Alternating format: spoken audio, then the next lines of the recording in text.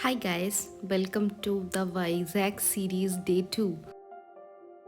তো সকাল সকাল আমরা রেডি হয়ে চলে যাই পেট্রোল পাম্প থেকে পেট্রোল ভরিয়ে আমাদের জার্নিটা স্টার্ট করি। আমাদের ফার্স্টে যাওয়ার কথা ছিল কৈলাসগিরিতে, বাট ওটার রোপওয়ে তখনও পর্যন্ত স্টার্ট হয়নি। রোপওয়ে স্টার্ট হয় 11টা থেকে। তো আমরা চলে যাই ট্রিনিটি পার্কের রাস্তাটা খুব সুন্দর, সাইড থেকে পুরো একদম ভিউটা অসাধারণ, সমুদ্র দেখা যায়, দারুণ লাগে।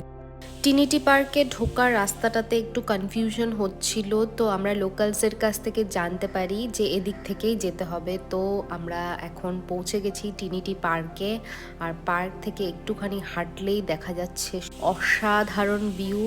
তোমরা যদি ভাইজ্যাগ প্ল্যান করো তো ট্রিনিটি পার্কটা তোমাদের লিস্টে থাকা উচিত, নাহলে কিন্তু অনেকটাই মিস করে যাবে।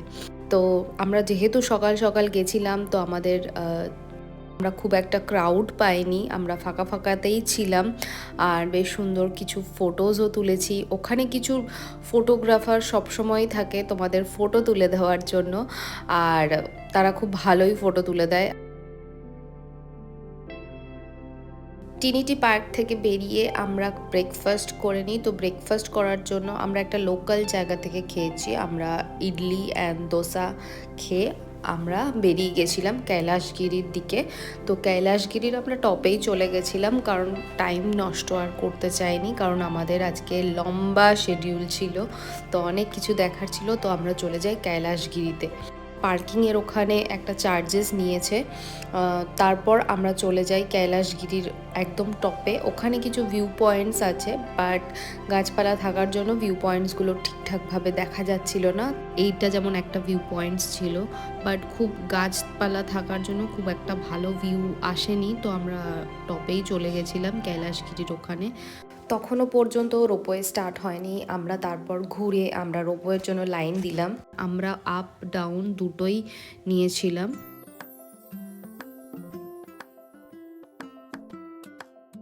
যাদের হাঁটতে অসুবিধা হয় তাদের জন্য গল্ফ কার্ট আছে, বাট সেটা চার্জেবল। রোপওয়ে রাইডটা একটু তো স্কেরি ছিল। অ্যান্ড তারপর এখানে ফেমাস যে শিব পার্বতীর মূর্তি, এখান থেকে আমরা দেখলাম, আর ওই জায়গাটাতে প্রচুর ভিড় ছিল, সেই জন্য একদম সামনে গিয়ে ছবি তুলিনি। এরপর নিজেকে রিফ্রেশ করার জন্য খেলাম গলি সোডা। তারপর চলে যাচ্ছি আমাদের নেক্সট ডেস্টিনেশনের দিকে।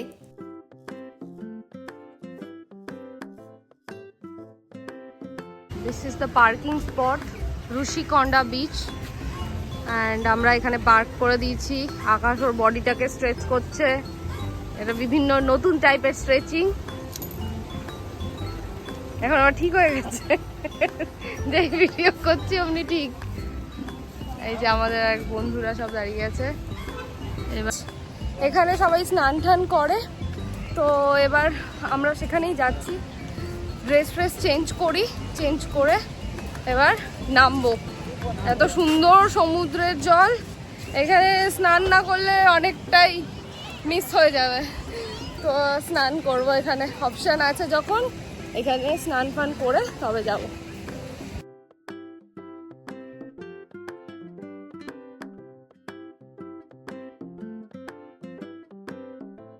সবাই উই গট ট্যান, স্নান করে আমরা ট্যান্ড হয়ে গেছি পুরো, এতক্ষণ ধরে স্নান করেছি।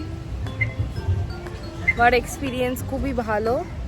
পিছনে সব দোকানপত্র আছে যেখানে কোল্ড ড্রিঙ্কস বাগেরা পাওয়া যাবে, খাবার দাবারও পাওয়া যাবে।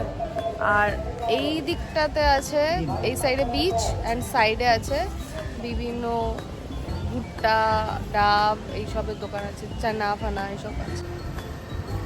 মেকআপ চলছে, কার নাগার গাড়ি নিয়ে মেকআপ করছে।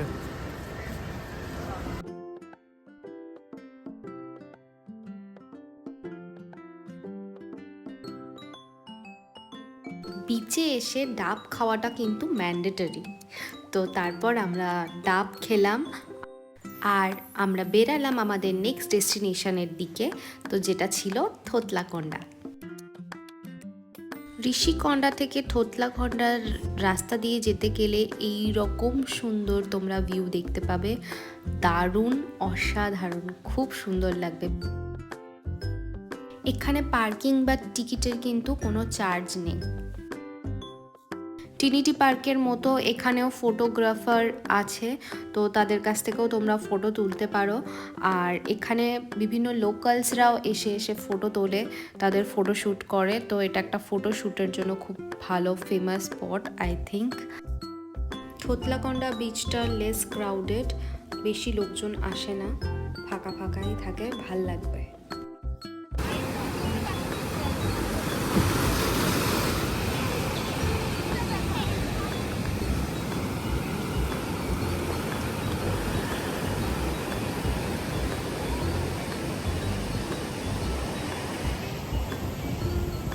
এখানে আমরাও কিছু ফটোশ্যুট করালাম।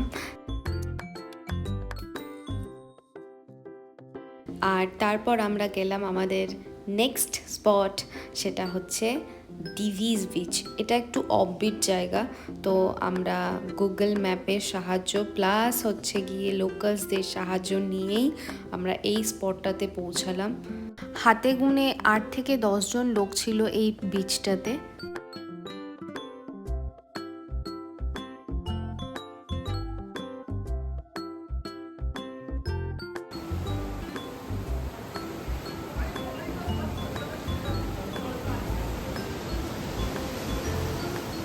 সবাই মিলে ফটো তুললাম আর কিছু রিলসও বানিয়েছি এখানে। তোমরা যদি ডিভিস বিচে আসো তাহলে আমার মনে হয় সানসেট হওয়ার আগেই এখান থেকে তোমরা বেরিয়ে যেও, কারণ জায়গাটা একটু অন্ধকার আর ভিতরের দিকে।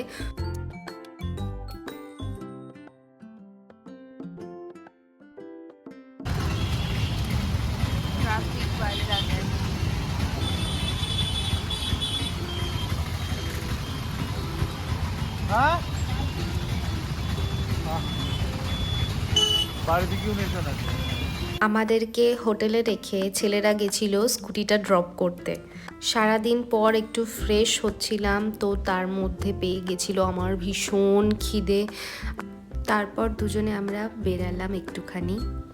লাস্ট নাইট ভাইজাকে, তাই একটু আধা ঘন্টার জন্য একটু হেঁটে আসছি।